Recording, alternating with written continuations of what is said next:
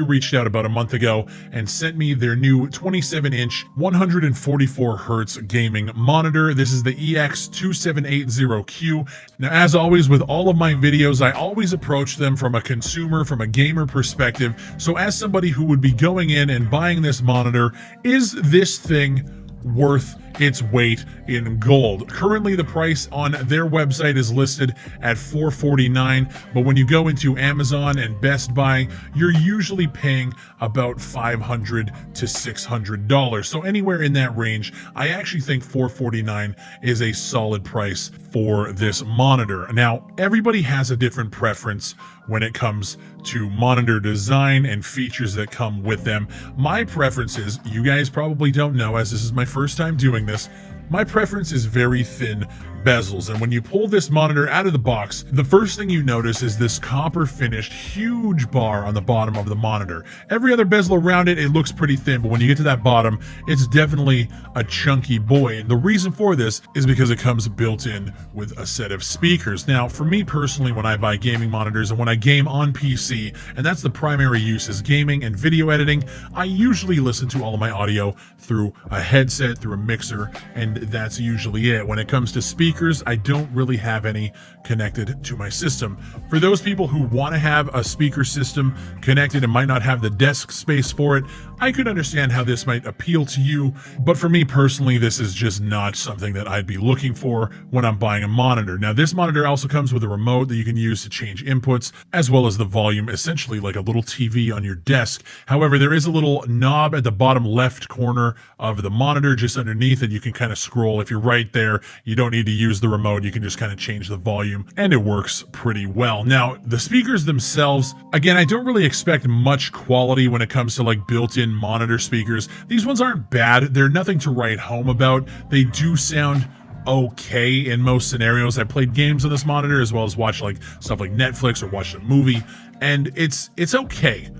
I don't know if I would have traded the thin bezel design for the in-house speakers, especially when we're talking, you know, $500-600. It kind of just gets an from me. Now, this is a FreeSync monitor, and I do have to say the color depth of this picture is incredible. I think the monitor itself, for what it does, is great. And a big part of that is because of the HDRI technology that BenQ is now putting into their monitors. What is HDRI? BenQ describes this as an intelligent adaptive technology that gives your monitor HDR superpowers, in which this AI basically reacts peak brightness and contrast adjustments that take place automatically. And the way it does this is there is a little sensor along the bottom of the monitor, which basically kind of reacts to changes in light. So if you happen to be sitting next to a window and as day turns to night, it's going to adjust automatically the picture to give you the absolute best quality. And all of that fancy talk out of the side, like, it looks good.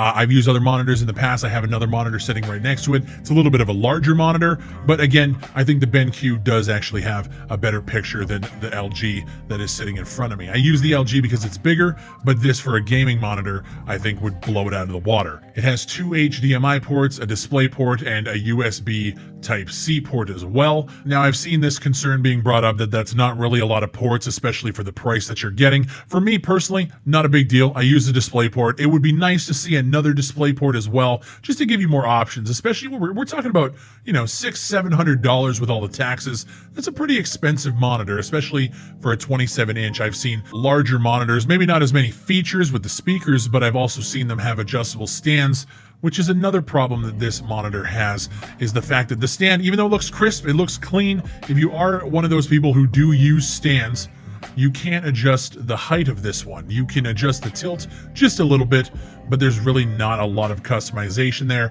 and it just kind of feels like a missed opportunity. I myself am going to be getting an arm mount here soon for all of my monitors to just kind of clear up some of that desk space. Now, in terms of diving into the spec, I'm not going to go through all of the different specs. You guys can literally go to the link down below if you want to read about native contrast and viewing angle, the response time, 5 millisecond gray to gray, resolution 2560 by 1440. It has 10-bit color, dynamic contrast brightness ratio of 20 million to 1, PPI is 109. Again, you can go through all of those things. At the end of the day, this is definitely one of the better monitors that I have seen on the market, at least the ones that I have used, purchased, or tested out in different stores.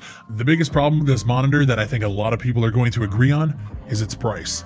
It has a great picture, but I think the price is being jacked up because it does have the built-in speakers, the multimedia functionality. But at the end of the day, for pure and raw gaming, I don't think that a lot of people are going to be buying into that multimedia experience. And I think if this monitor was maybe a couple $100 cheaper, I would like to see it hit that $400 mark, maybe even a little bit lower if you could get it on like a Cyber Monday or a Black Friday deal. It is a great picture monitor for gaming, but just breaking down the raw deal, a 27-inch monitor, even though it looks really good, and again, for me personally, it's one of the best pictures that I have seen in any of my monitors, I don't know if I would pay the $600 to pick this up if I saw it in a store, if I saw it on a shelf, or if I had to order it online.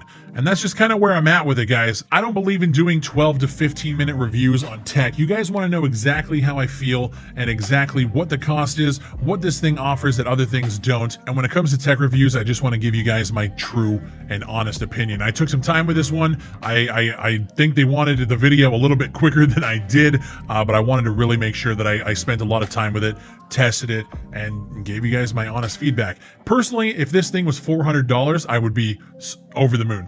I would be super happy about it, and I would probably pick it up. Ever since I got into PC gaming a long time ago, I've always heard that BenQ monitors were the best gaming monitors on the market. So when they reached out and they were like, yo, we want to send you this, we want you to review it, be honest, and let your people know that this thing exists, I was definitely excited. That being said, this monitor is not my style, and because of the features that they have added that I don't see myself personally using, I don't think it's worth the extra dollars tacked on.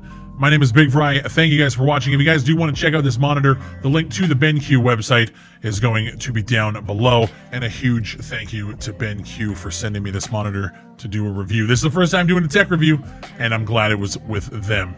Thank you guys for watching, and I'll see you on the next one.